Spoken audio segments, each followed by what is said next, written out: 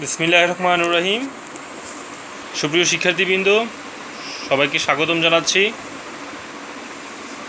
আমি Mohammad Mujibur Haque Rajib sir, Narayanganj commerce college কর্তৃক আয়োজিত অনলাইন ক্লাসে তোমাদের সাথে আছি। সর্বপ্রথম শুকরিয়া জ্ঞাপন করছি সৃষ্টিকর্তার নিকট, যিনি আমাদের এখনও সুস্থ রেখেছেন, ভালো রেখেছে। এই কোভিড-19 পরিস্থিতির উপরও আল্লাহ তাআলা আমাদের এখনও যে সুস্থ রেখেছে, সেজন্য মহান সৃষ্টিকর্তার নিকট সকলে শুকরিয়া স্বরূপ বলি আলহামদুলিল্লাহ। তারপর ধন্যবাদ জানাই আমাদের মাননীয় অধ্যক্ষ মহোদয় এবং উপাধ্যক্ষ মহোদয়কে, যাদের সুদক্ষ চিন্তা চেতনা ও নেতৃত্বের মাধ্যমে আমরা সামনের দিকে এগিয়ে যাচ্ছি, এবং যারা আমাদের সকল সময় দিক নির্দেশনা দিচ্ছে,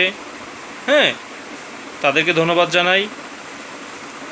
তো আজকে আমি তোমাদের সাথে যে টপিকসটি আলোচনা করব সেটি হচ্ছে সমাজকর্ম দ্বিতীয় পত্রের দ্বিতীয় অধ্যায়, সমাজকর্মের শাখা। অর্থাৎ সমাজকর্মের যে বিভিন্ন প্রকার শাখা আছে, সেই শাখাগুলো আমি আজ তোমাদের সাথে আলোচনা করব। তো আমি আশা করছি তোমরা যদি ক্লাসটি খুব মনোযোগ সহকারে শুনো, তাহলে এখানেই পড়াটা পারবে, আমার দৃঢ় বিশ্বাস ইনশাআল্লাহ। তো আজকে আমি তোমাদের সমাজকর্মের যে শাখা, এই শাখার যে বিভিন্ন গুরুত্বপূর্ণ কয়েকটি শাখা আছে, সেই শাখাগুলো আমি আলোচনা করব। তো এর মধ্যে প্রথম যে শাখা, সেটা হচ্ছে চিকিৎসা সমাজকর্ম। 2 যদি বলি বিদ্যালয় সমাজকর্ম, 3 যদি বলি প্রবীণ সমাজকর্ম, 4 যদি বলি ক্লিনিক্যাল সমাজকর্ম, 5 যদি বলি সাইক্রিয়াটিক সমাজকর্ম। এগুলো হচ্ছে আমাদের সমাজকর্ম শাখার মূল সমাজকর্মের শাখাগুলো। আশা করি এই 5টি শাখা আমরা যদি আজকে প্রথমে বুঝতে পারি, পরবর্তীতে যে শাখাগুলো আছে ওগুলো আমরা আলোচনা করব।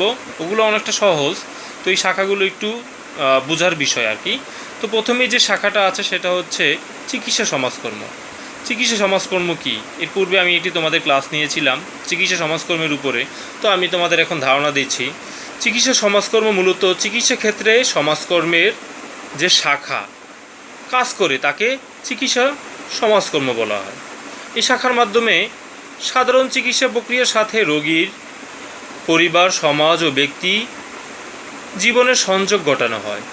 এই শাখা হাসপাতাল, ডাক্তার ও নার্সদের কাজের সমন্বয় সাধন করে।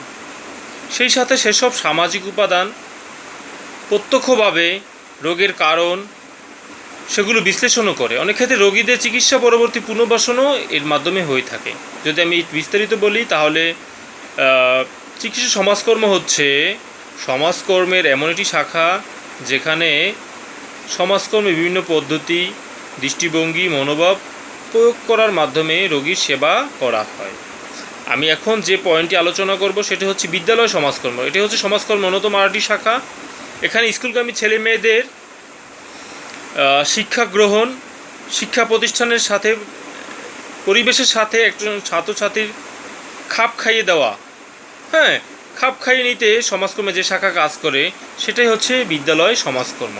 অর্থাৎ আমি যদি বলি স্কুলগামী ছেলে মেয়েদের স্কুলের পরিবেশের সাথে খাপ খাইয়ে নিতে সাহায্য করে যে সমাজকর্ম, সেটাই হচ্ছে বিদ্যালয় সমাজকর্ম। এখন আমি আরেকটি সমাজকর্ম যে আলোচনা করব সেটি হচ্ছে প্রবীণ সমাজকর্ম। অর্থাৎ প্রবীণদের কল্যাণে সমাজকর্মে যে শাখা কাজ করে সেটাই হচ্ছে প্রবীণ সমাজকর্ম। এটি একটি দলভিত্তিক সমাজসেবা কার্যক্রম। যদি আমি বলি, এই শাখার মাধ্যমে প্রবীণদের শারীরিক, মানসিক, আবেগীয়, পারিবারিক, অর্থনৈতিক সমস্যা শনাক্ত করা হয়, যার ফলে একজন প্রবীণ ব্যক্তি খুব সুন্দরভাবে সমাজে বসবাস করতে পারে। এরপর আমি যে সমাজকর্ম নিয়ে আলোচনা করব সেটা হচ্ছে ক্লিনিক্যাল সমাজকর্ম।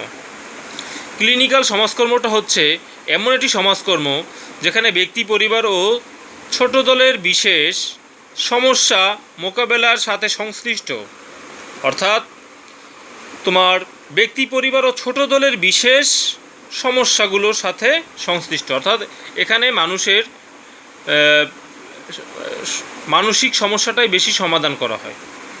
শারীরিক সমস্যার পাশাপাশি মানুষের মানসিক সমস্যাটা এখানে সমাধান করা হয়। এছাড়া ব্যক্তির আচরণগত ত্রুটি, সাহায্যের প্রত্যাশার সাথে প্রাপ্তির ব্যবধান ইত্যাদি সমস্যা মোকাবেলায় ক্লিনিক্যাল সমাজকর্ম কাজ করে।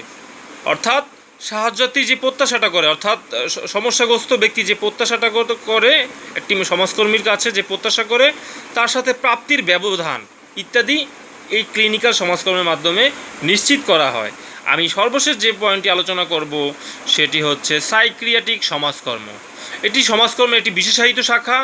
এই শাখা মানসিকভাবে বিকারগ্রস্ত ব্যক্তিদের সমস্যা সমাধান করা হয়, অর্থাৎ মানসিকভাবে সমস্যাগ্রস্ত ব্যক্তিদের সহায়তা করে এই শাখা। এক্ষেত্রে সমাজকর্মীর সাহায্যার্থীর মনোসামাজিক সমস্যা সমাধান পরিকল্পনায় অংশগ্রহণ করে, সেই সাথে রোগীর ক্রমাগত উন্নতির জন্য চিকিৎসা সংশ্লিষ্ট ডাক্তার ও নার্সের সাথে নিবিড়ভাবে কাজ করে।